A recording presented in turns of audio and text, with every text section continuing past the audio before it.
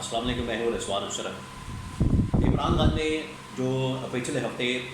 صحافیوں کے ساتھ ملاقات کی تھی، صحافیوں کے ساتھ بات چیت کی تھی، اس میں عمران خان نے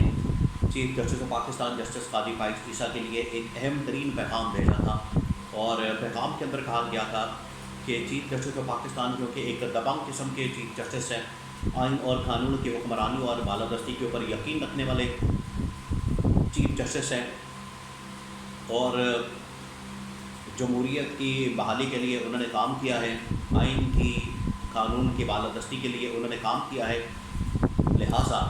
میری ان سے استدعا ہے، میں ان سے اپیل کرتا ہوں کہ میرے جو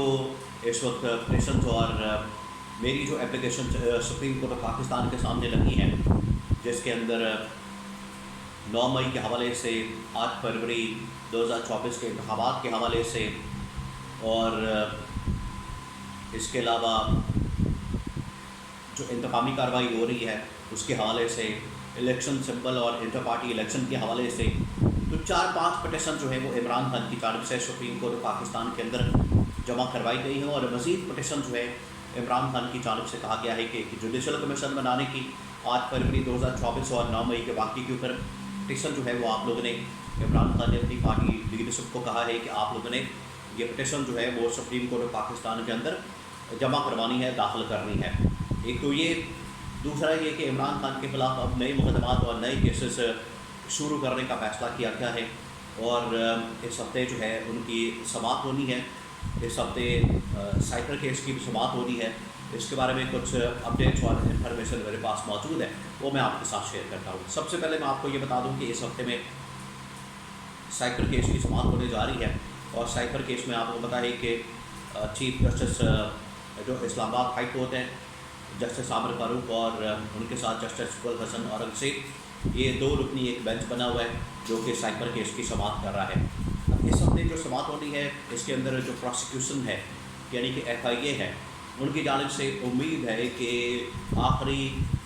جو فائنل آرگومنٹ ہے وہ دے دیے جائیں گے، تاکہ اس فیصلے کو محفوظ کیا جا سکے اور اس فیصلے کو سنایا جا سکے۔ ابھی تک جو حقیقت سامنے آئی ہے، ابھی تک جو معاملات سامنے آئے ہیں، ابھی تک جو اس میں دلائل سامنے آئے ہیں، یا ابھی تک جو کیس اس کے اندر سامنے آیا ہے، اس میں تو ون سائیڈڈ عمران خان کی طرف یہ فیصلہ ہوتا نظر آتا ہے کہ عمران خان اس میں بری ہو جائے گا، اور عمران خان کو اس میں کلیئر کر دیا جائے گا۔ جس طریقے سے توشہ کیس میں یہ سزا کو معطل کیا گیا، جس طریقے سے عمران خان کو 9 مئی کے مقدمات کے اندر بری کیا جا رہا ہے، جس طریقے سے عمران خان کو یہ ایک اور جو کیس ہے 190 ملین پاؤنڈ کیس، اس کے اندر ضمانت ملی ہے، اسی طرح سے یہ سائپر کیس میں بھی عمران خان کو نہ صرف ضمانت ملنی ہے، اس کی سزا معطل ہونی ہے، بلکہ یہ پورا کا پورا کیس ہی اڑا دینا ہے جو لگ رہا ہے۔ اور جو حقائق سامنے آئے ہیں، جو ایویڈنس سامنے آئے ہیں، جو شواہد سامنے آئے ہیں، کیونکہ پروسیکیوشن کے پاس ہے نہیں سوائے ڈیلیئنگ ٹیکٹکس کے،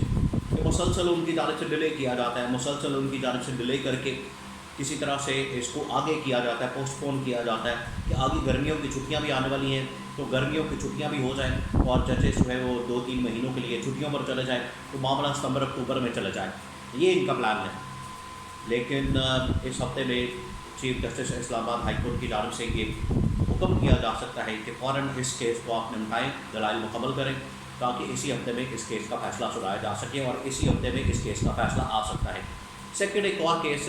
اسلام آباد ہائی کورٹ کے اندر اوپن کیا گیا ہے، وہ ہے ٹریلین وائٹ کیس۔ اب یہ کون سا کیس ہے؟ یہ سال پہلے بھی کیس لگا تھا، اور اسی کی وجہ سے عمران خان کے خلاف فیصلہ دینے کے لیے اسلام آباد ہائی کورٹ کے ججز کے اوپر پریشر ڈالا گیا تھا، اور جو 6 ججز ہیں انہوں نے جو خط لکھا سپریم کورٹ کو، انہوں نے اس کیس کا ذکر کیا اپنے اس خط کے اندر، جو آپ بیتی ان کے ساتھ میں۔ یہ وہ کیس تھا عمران خان کے خلاف، ٹیریل وائٹ کا، جو کہ عمران خان کی جس کو بیٹی کہا جاتا ہے، یہ وہ کیس تھا۔ لیکن اس کی مینٹینیبلٹی کے اوپر ہی بہت بڑا کویشچن لگا دیا تھا یہاں کے ججز نے، اور انہوں نے اس کیس کو ہی فارغ کر دیا تھا۔ تو اب یہاں پر جسٹس طارق محمود جہانگیری کی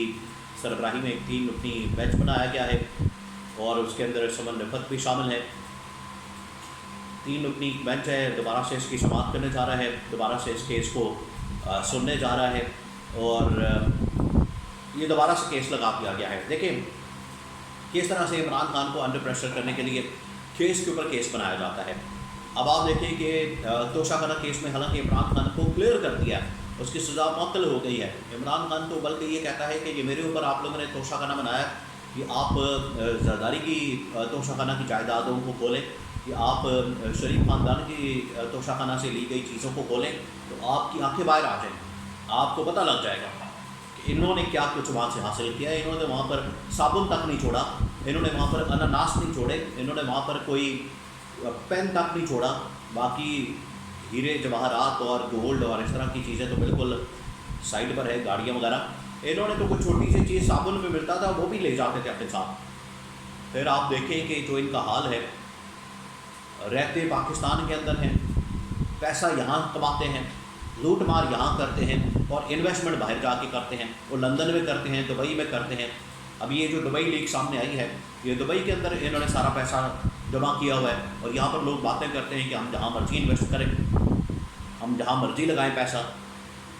مسئلہ یہ نہیں ہے, پرابلم یہ ہے کہ پھر آپ ایک تو پاکستان کے اندر کماتے ہیں, اس کو باہر لے جاتے ہیں. دوسرا یہ کہ جب آپ باہر لوگوں کو کہیں گے, دو ایشوز ہیں. IMF سے آپ پیسہ مانگتے ہیں جبکہ 3000 ارب روپیہ آپ کا دبئی کے اندر پڑا ہوا ہے, اور IMF سے آپ سے 300 ارب روپے کی ڈیمانڈ کرتے ہیں.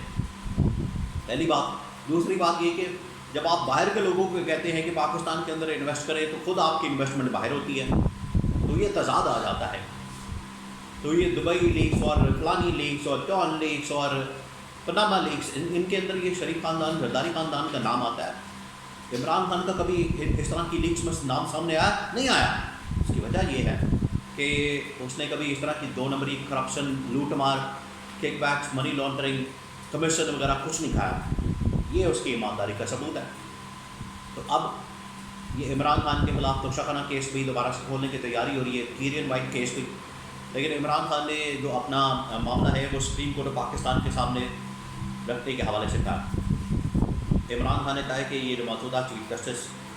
قاضی فائز عیسیٰ, یہ تمام کے تمام معاملات کو سنیں, اور وہیں سے مجھے امید ہے کہ مجھے انصاف مل سکتا ہے, اور وہیں سے رہائی میری ہو سکتی ہے. دیکھیے معاملہ اصل میں ہے, پرابلم کیا ہے کہ عمران خان کو جیل میں رکھنا اتنی دیر تک جتنی دیر تک عمران خان کے ساتھ کوئی سیٹلمنٹ نہ ہو جائے,